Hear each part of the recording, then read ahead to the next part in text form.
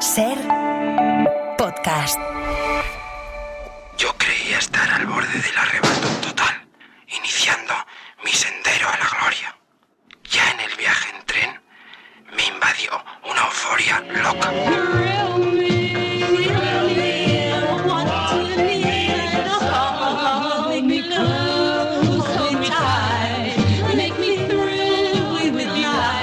Pues estamos encantados de recibir en el Cine en la Ser a Enrique López Lavigne y a Marta Medina. ¿Qué tal, cómo estáis? Pues muy contentos de estar aquí, Pepa, o sea, es muy emocionante. Sí, porque siempre nos vemos en la trastienda y ahora sois las stars. Uy, madre mía. Claro. Bueno, si tanto como stars, no... Starletes, eso os Somos gusta. starletes más bien, Sí, los eso está stars de bien. andar por casa.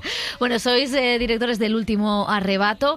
Es una película documental que estuvo en San Sebastián, que ha pasado por varios festivales, que ahora llega a los cines y que intenta encontrar o intenta indagar en quién fue o cómo fue Iván Zulueta, cómo fue el rodaje de Arrebato, qué supuso Arrebato. La verdad es que hay muchísimas preguntas en el documental. Yo quería empezar, ¿por qué Zulueta sigue siendo un enigma y por qué decidís, bueno, es absurdo porque cualquiera quiere hacer algo con Zulueta en medio, pero ¿por qué decidís que había que abordarlo así? Bueno, yo creo que Zulueta precisamente es ese misterio, ¿no? Ese enigma alrededor tanto de su persona como de sus películas, lo que hace que todavía, ¿no? O sea, que sean películas de las que se hable mucho, películas que dan para discusión, y luego una figura también, pues eso, muy, muy, muy atractiva, ¿no? Muy atractiva para investigar.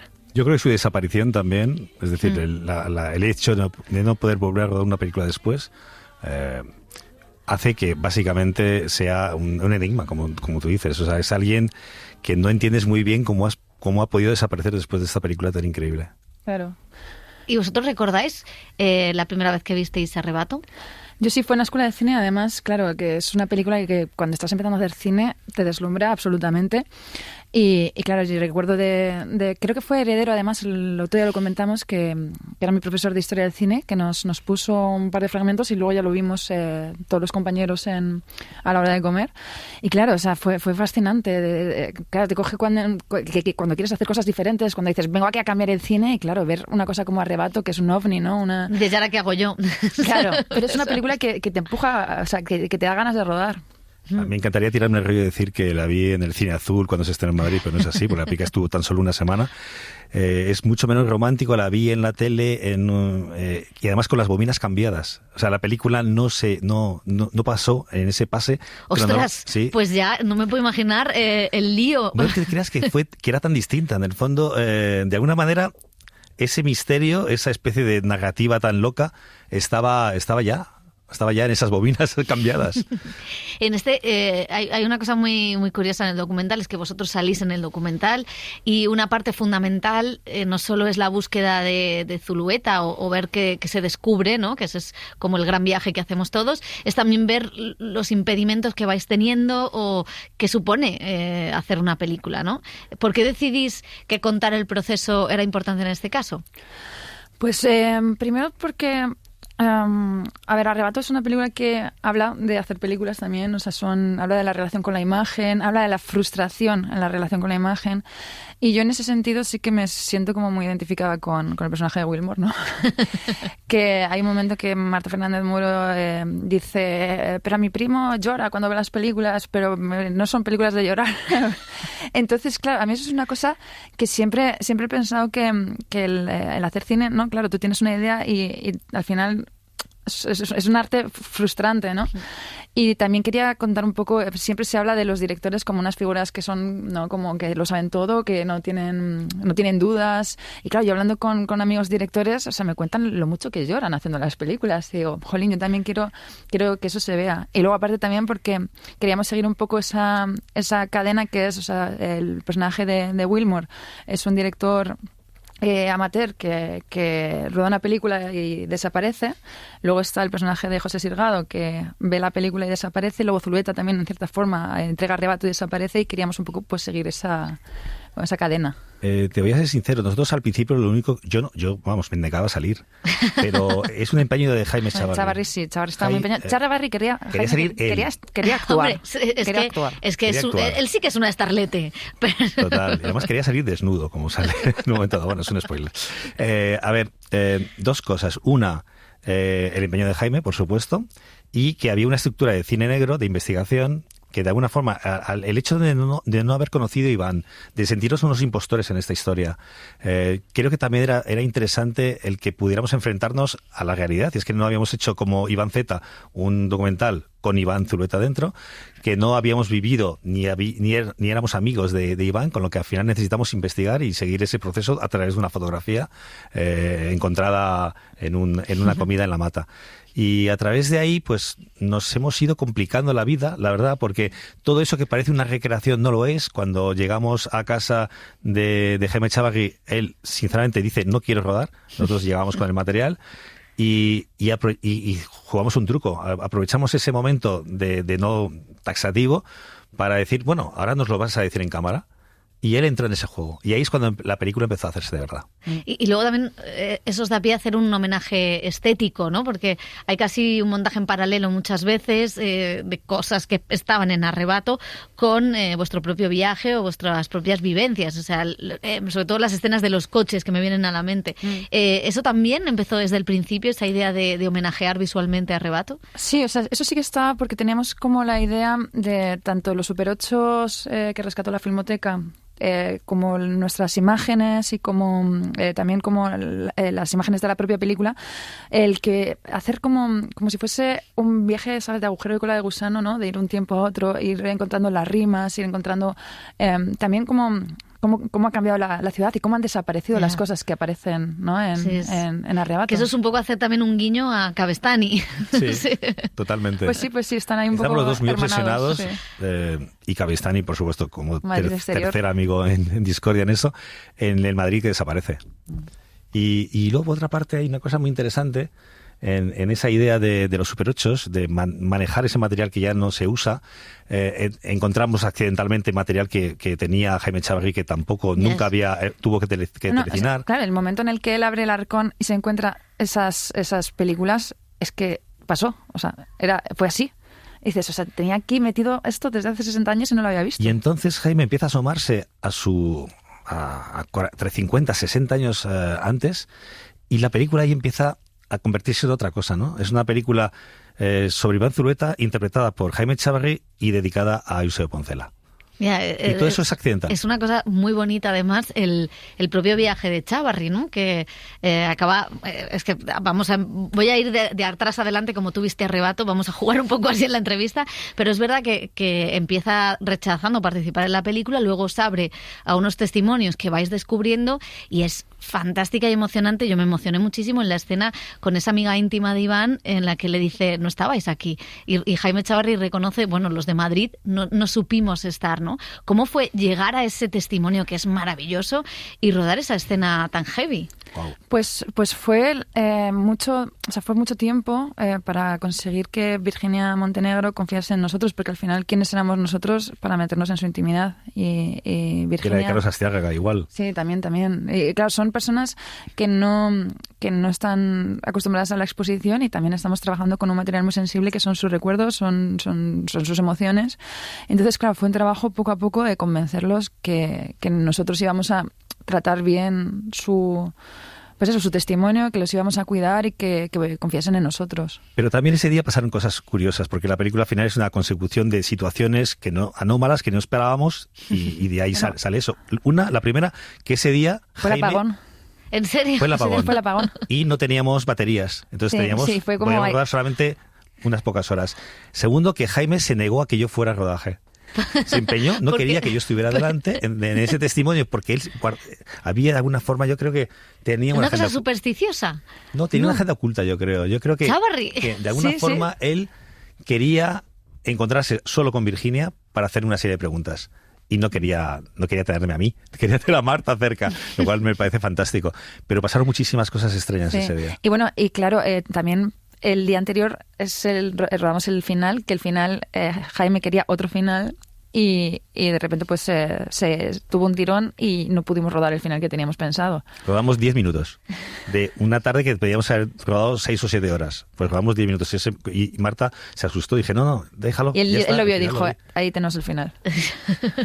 Y lidiar con... Claro, porque veo que Chavarri... Yo iba a decir si era más difícil Chavarri o Eusebio, porque claro, la escena de la Filmoteca también es... yo he entrevistado a Eusebio Poncela y yo dije, allá vamos, me dejo llevar, Sí. porque como entre aquí es maravilloso, pero es un ser indomable. Sí, no, y además eso fue un momento duro, pero también lo mismo, Álvaro Pidal, el director de fotografía, tuvo también el acierto de seguir rodando, y al final también eso insiste en esa idea también un poco de la vulnerabilidad, ¿no? de hacer una película, ¿no? Y de las frustraciones. Entonces, claro, eso decidimos que eso tenía que estar. Al final somos 3 hombres decidiendo por la película de Marta y ella Yo ahí luchando contra eso.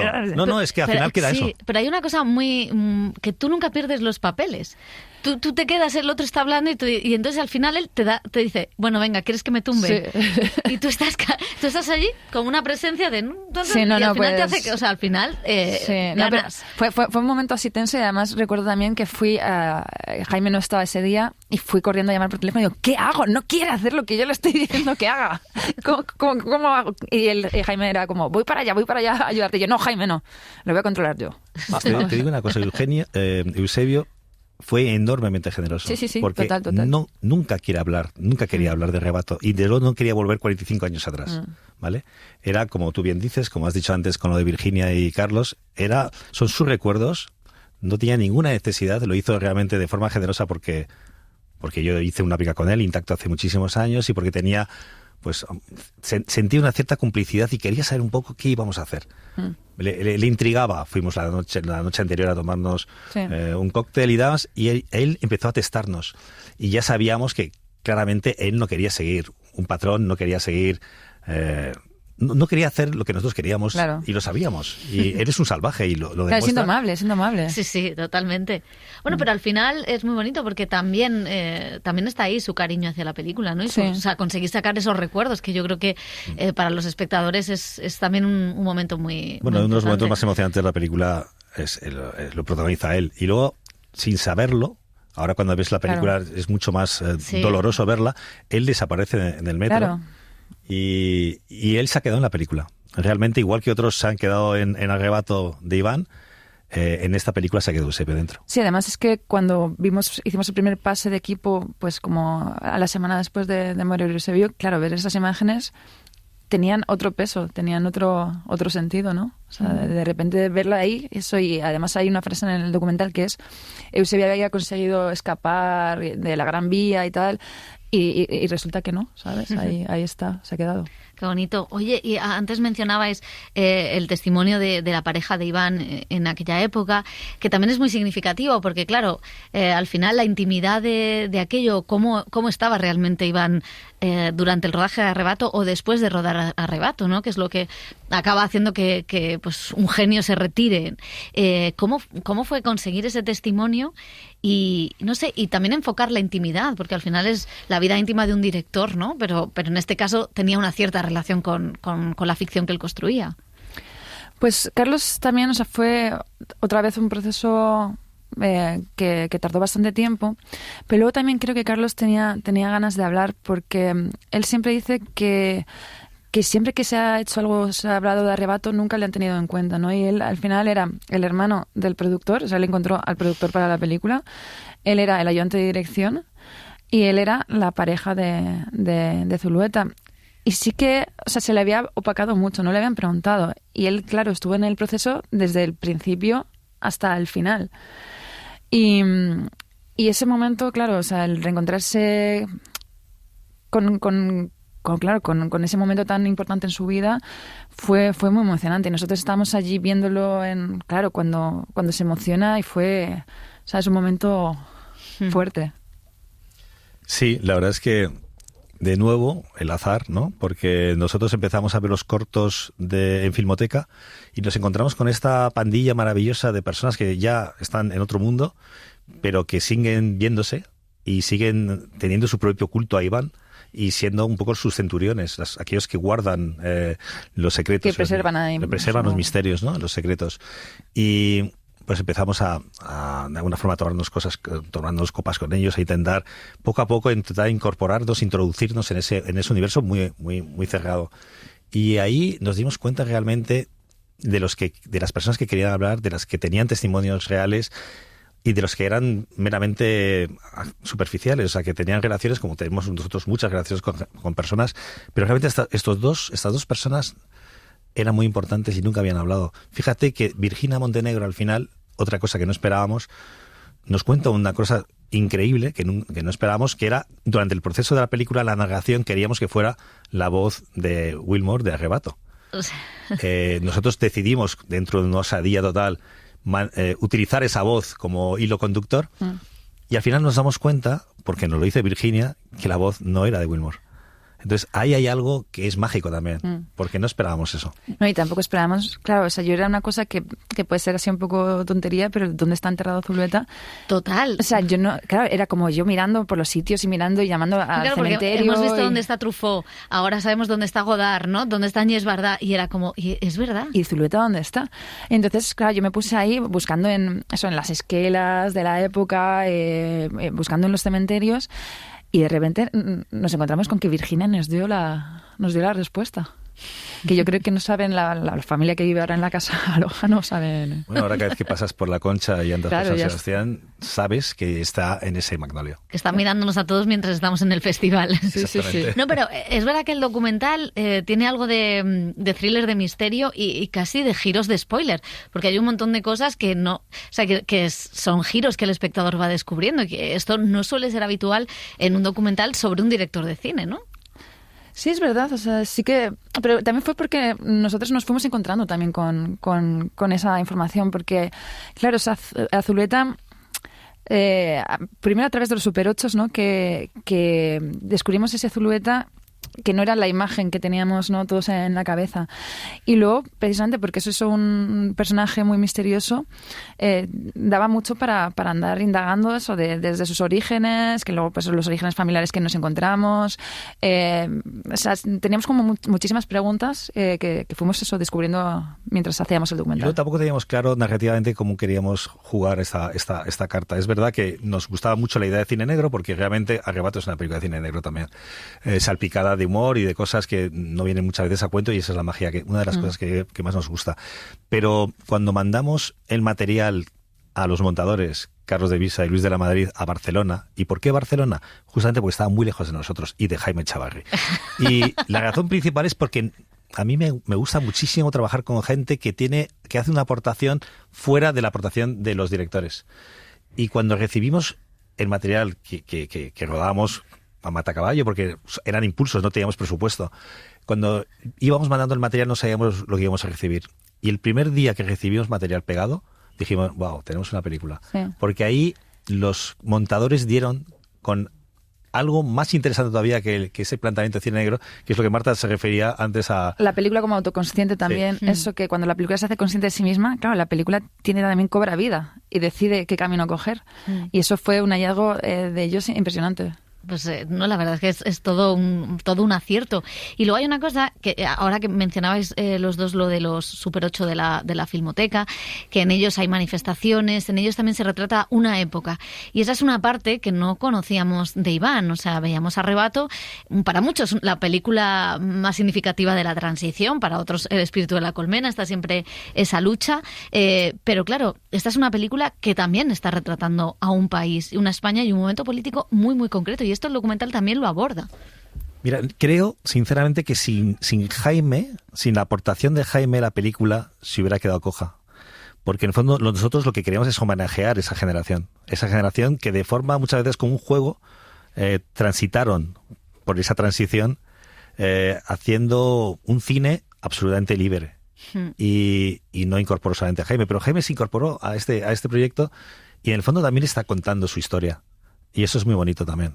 Y yo creo que ese personaje contándonos sus aventuras, sus 400 golpes con sus amigos, tiene algo el reflejo de una época que no volverá, la época de las libertades, la época... Y luego piensa que Arrebato, para mí personalmente, es la primera película que anuncia la movida y también es la última, porque una vez que ya Pedro hace Pepiruz y Bomb, el año siguiente la movida ya se ha convertido en una marca. O sea, de alguna forma hay algo identitario en el arrebato que implica el inicio y el final de un periodo. Y luego también en los Super 8, que claro, hay muchísimos Super 8 y no cupieron todos en el documental, pero claro, Zulueta lo rodaba todo. Y era también muy cronista de su época. Y hay momentos, hay imágenes que tenemos, que es la llegada de qué presidente de Estados Unidos es. ¿Es Nixon? No Yo creo que es Jimmy Carter. Sí, pues sí, claro, y lo ves ahí. O también hay un momento de un intento de suicidio en la torre de... es la Torre de Madrid, ¿se llama? Sí, la Torre de Madrid. Y claro, o sea, la ventana al final es a través a través de su ventana vemos ese tiempo y es fascinante. Y luego lo que sí que entró, por ejemplo, son las manifestaciones, la primera manifestación por los derechos LGTBI. Claro, y él además también era muy producto de su época, ¿no? Muy hijo de su época. Hay una cosa que lo comentabas tú, Enrique, de querer ser parte de esos amigos que quedan y que siguen homenajeando. Y es verdad que cuando ves el documental y ves esa manifestación, que en la manifestación sale también Eusebio, o sea, y dices, ¿y yo por qué no estaba ahí entre esos amigos? ¿No? Que hay una cosa de querer revivir aquella época, ¿no? Que eso lo conseguís, es una cosa que se consigue fácil. No, claro, aparte es una época de pura efervescencia, ¿no? Es una época que de repente es como se abre la espita, ¿no? Y sale todo y incluso... Parece que todo es fácil y todo es feliz. En esa manifestación, las sonrisas que tienen... O sea, sí, hay ilusión por algo que está cambiando, algo nuevo. Hay optimismo. Totalmente.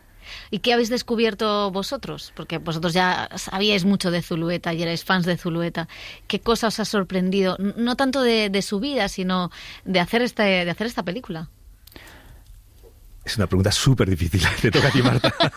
Pues, bueno, tú has aprendido a dirigir a Eusebio Poncela, que eso es un máster ya. Sí. Bueno, también ha sido un viaje muy de los dos, muy muy intenso. Ha habido muchas curvas. Luego sobre 3 meses sin hablarnos. Sí, rompimos, tuvimos además escenarios diferentes y estuvimos a punto de ir por separado a rodar cada uno al final. Pero como el director de fotografía Álvaro es amigo mío desde hace 10 años, pues tenía ventaja yo. Pero bueno, o sea, primero, jolín, o sea, sumergirnos en los Super 8, de repente, claro, un Zulueta que ya sabíamos que tenía esa parte como de, no sé, como Valdelomar, ¿no? Experimentador. Sí, de profesor chiflado de la imagen. Y eso ha sido súper interesante, ¿no? Luego también, por ejemplo, la faceta de actor de Zulueta yo tampoco la conocía. Claro, de Ginebra en los infiernos, ¿no? No sé, ha sido... Y descubrir una persona, claro, o sea, porque Zulueta le tenemos como... Es muy, muy mitificado y como en una imagen de eso, de lo ultramoderno, ¿no? Pero descubrir que era una persona tridimensional y que tenía muchas más aristas, ¿no? Yo descubrir que en un mundo en el que todo está basado en un algoritmo, en las películas que la gente decide, que quiere ver, el hacer una película que nadie ha pedido hacer, me parecía muy interesante. En total libertad, eso significa que sin tener objetivos, sin tener compromisos con teles, luego han venido después, una vez hecha el circuito de festivales, pero el hecho de poder ser libre, decir, esta película no funciona, la vamos a dejar metida en un cajón, que ha estado a punto de estar ahí, nos ha hecho ser más osados. Seguramente en muchas ocasiones cometamos muchísimos errores, sea patético, sea tal, pero incluso eso creo que es interesante, la osadía, la valentía de hacer algo que hasta ahora no se había hecho así. Claro, sí, eso sí que tenemos muy claro que no podía ser una película ortodoxa y por eso nos hemos permitido jugar y sobre todo estar atentos, ¿no? Estar atentos a apropiarnos también un poco de los infortunios y de todo lo que ocurría, ¿no? Pues me alegro que haya salido. Y hay una cosa que hacéis que me parece muy, muy bonita y es, no sé si es Jaime Chávarri, no sé quién lo dice, de Iván no era un vago, Iván siempre estaba trabajando. Que eso es una cosa que rompe también con una cierta etiqueta o estigma sobre él que no era justa, ¿no? No, totalmente. Además, luego posteriormente, o sea, hablando con gente, Herederos sabe mucho, José Chocerdán también, que acaban de sacar un libro sobre los diarios de Nueva York.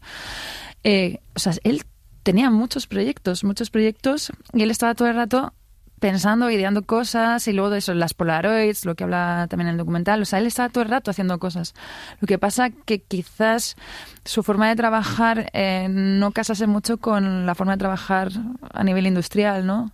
Y luego también lo que dice Carlos, era un ¿no? individualista, a él lo que le gustaba es trabajar solo como un alquimista. En el fondo, Zulueta era un místico que necesitaba sustancias para poder llegar a ese éxtasis, a ese arrebato. Y luego lo que hizo con muchos místicos es irse como un eremita a la montaña arriba y ya no volver.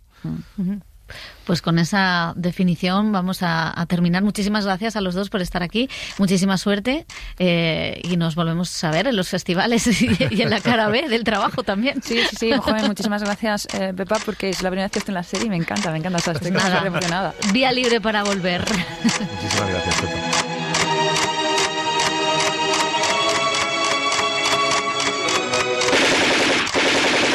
El cine en la SER con Pepa Blanes. Para no perderte ningún episodio, síguenos en la aplicación o la web de la SER, Podium Podcast o tu plataforma de audio favorita.